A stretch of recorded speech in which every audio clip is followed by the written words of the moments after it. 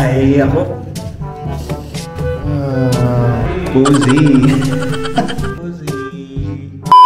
Hi, namiss kita bigla, love, sa nakita ko sa banyo kanina. Pero kailangan natin tiisin kasi sundalo ako eh. Back to my story sa team building part 2 namin, love. Sila pala yung mga gandang sundalo na kasamaan ko sa trabaho, love. Huwag kang mag-isip ng kung ano-ano dyan, love, ha. Hindi ako pwedeng magkakagusto sa kanila. Kasi lahat yan may mga asawa na. Kaso wala pa silang mga jowa. Anong ibig sabihin mo nun, love? Na may asawa na pero wala pang jowa? May masama akong kutob sa sinabi mo, love ba? Kalimutan mo na yung sinabi ko, love. Gutom lang yan. Dahil kompleto na ang mga bisita at mga tropa sa iba't ibang kumpanya, kaya pwede na magsimula ang program namin, love. Bago ang lahat, magtatanghalian muna kami. Habang papunta ako sa pagkainan, may nakita akong mga tropa na mga single na pwede kong irito sa mga kaibigan mo, mga single mom. Alam mo naman, love, kami mga sundalo, isang uri lang naman ng babae ang gusto namin ay yung mapagkakatiwalaan. Yung tipong babae na kahit nasa malayo kami ay pwede pa rin maiwan sa bahay. At binabaliwala si kumpare. Mga kumpare ko dyan, ha, habang maaga pa, layuan nyo na si kumare nyo. Nagugutom na talaga ako, kaya ano-ano na mga sinasabi ko. Kain pala tayo, loves. Ang mga nakuha ko mga pagkain kanina ay chicken fillet, bula-bula, kalderitang baka, at beef steak. Hindi na pala ako kumuha ng karne na lechong baboy. Madami na kasi ako nakain na balat ng lechong baboy kanina. Nakakaumay na kasi. Habang kumakain ako ng masarap na alala kita tuloy. Ikaw, love, nakakakain ka ba ng maayos dyan? Hindi makukumpleto ang kain kung walang panghimagas o minatamis. Hay, sarap talagang kumain pag libre lang. Dahil busog na kami, love, syempre tutunawin na naman namin yung mga nakain namin. Sundalo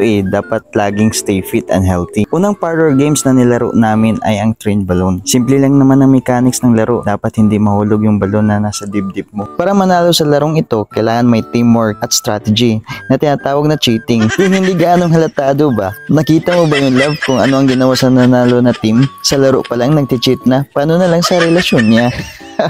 Charot lang. Pagkatapos ng parlor games, nagsimula ng tumugtog ang banda ng batalyon namin. Siyempre, sa sobrang galing tumugtog ng banda namin, sino ba naman ang hindi mapapasayo sa mga musika nila? Tignan mo naman, love, kung gaano nag-i-enjoy ang mga tropa. Once a year lang talaga nangyayari ang team building naming mga sundalo. Kung kaya't sinusulit namin ang segundo, minuto at oras na maging masaya. Dahil pagkatapos ng isang araw na kasiyahan, ay buong taon na naman kaming maglilingkod sa bayan. Magtatakip silim na, love. Kailangan ko na mag-relax at mag-ipon ng dahil buong gabi na naman kami magpa-party. Karamihan na sa mga tropa ay may tama na sa alak. Maliban lang sa akin kasi sa yula ako tatamaan, loves. Buti na lang ang mga kasamahan ko kahit lasing na walang nagmamaoy o nagwawala kasi lahat sa amin ay mga disiplinadong mga sundalo. Pero sa totoo lang, takot talaga kaming malasin pagka kinabukasan. Ang hirap kayang malasin, buong araw ka talagang pagpapawisan. Kung kaya't nagbe-behave lang dito sa tabi-tabi ang mahal mo, love. Alam mo, love, tiniis ko talaga ang lamig ng tubig at hindi ako naghanap ng ibang chicks na magpapainit sa aking katawan dito sa swimming pool, love. Buti na lang may nakita akong baby na anak na aking kabatch. Naalala ko tuloy ang mga plano natin na bumuo ng masayang pamilya, love. Salamat sa panonood.